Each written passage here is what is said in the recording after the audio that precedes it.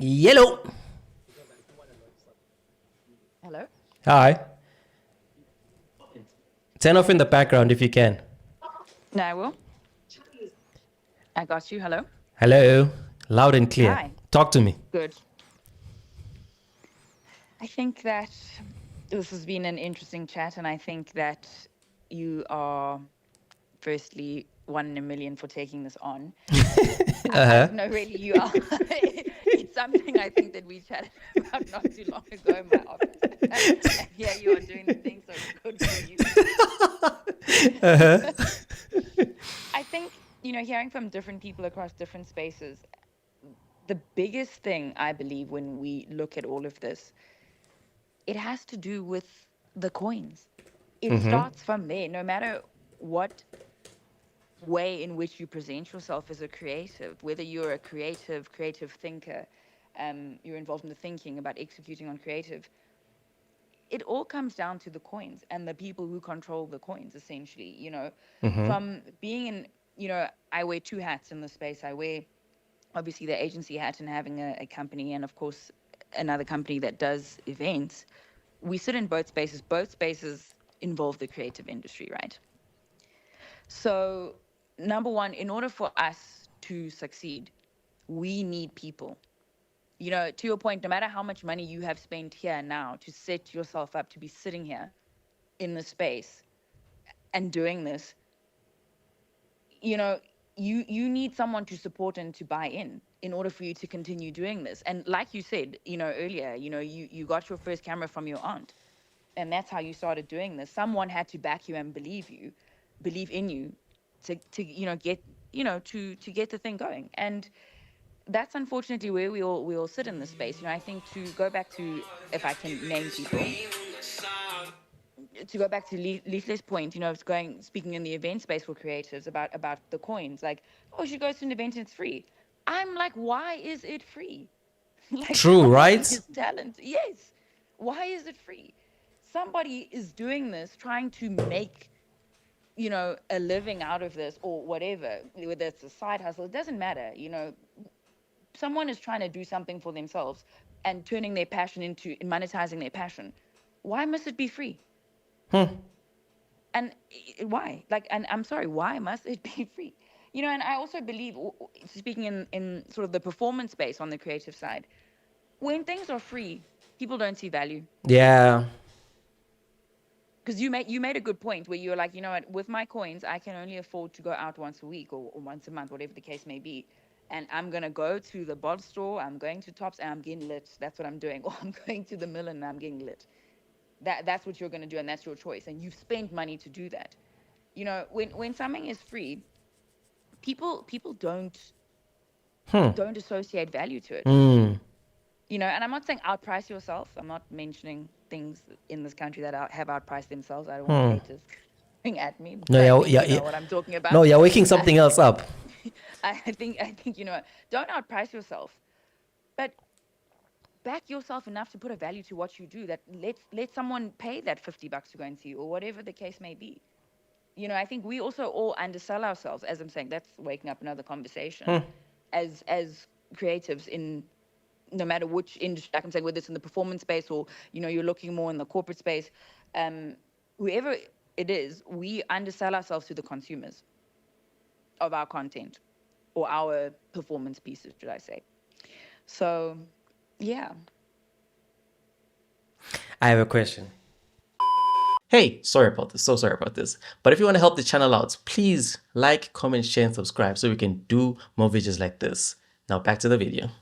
Go for it.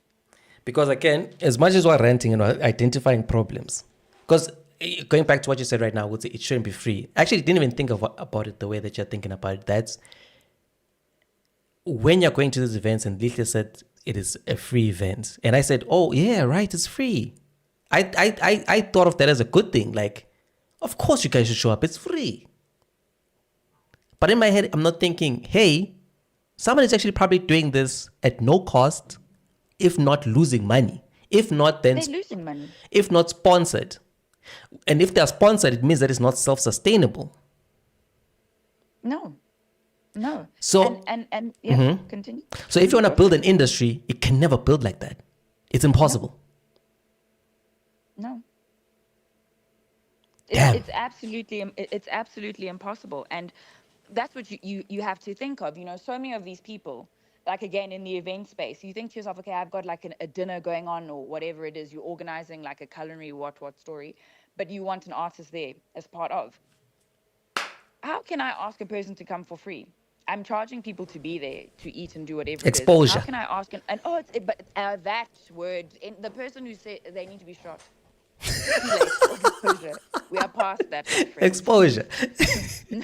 I'll take my exposure, I'll take it to the bank, and then I'll get exposure credit and then Yes, exactly. Well, deposit you into take your that. exposure and Yeah. eat that Yeah. exposure. You're gonna eat that Spa, there's exposure. like a this exposure card. You tap it there, you get your exposure Exactly. chips. Yeah, you're good. Exposure. Yeah. Exactly.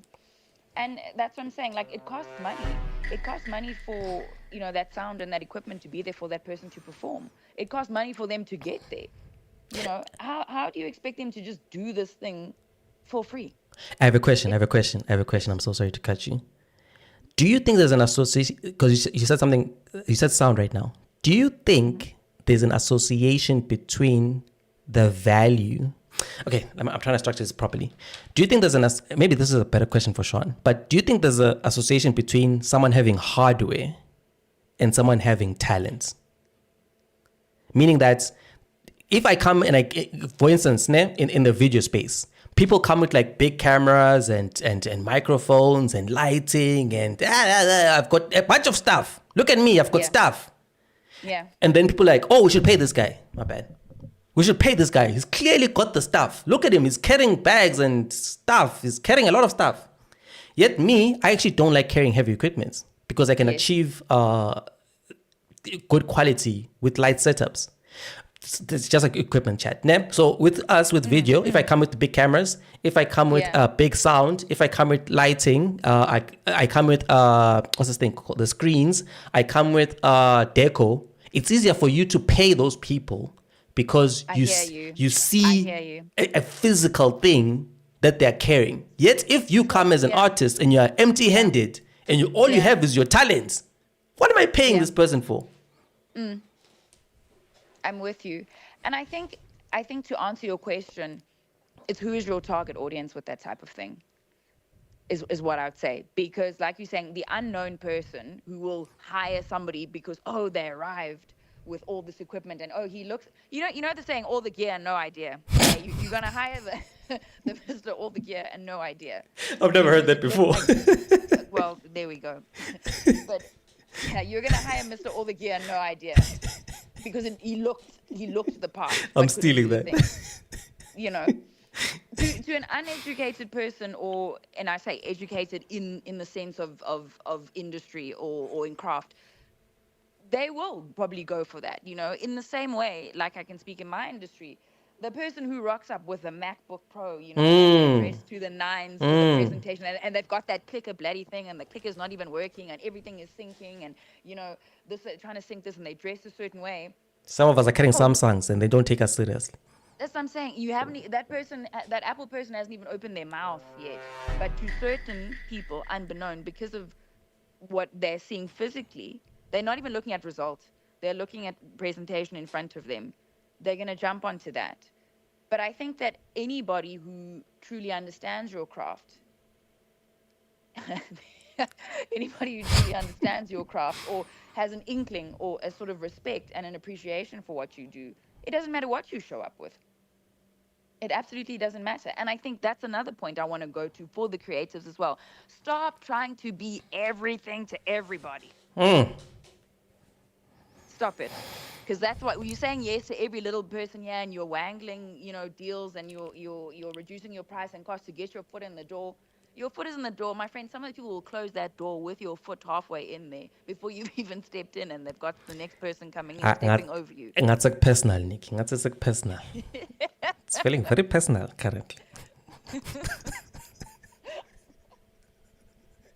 But yeah, I think that to answer your point, about tech, hard tech versus equipment, instruments, whatever the case may be, The bottom line is the right people, you need to do the best you can to get yourself out there with proof of concept and stop trying to be everything to everybody.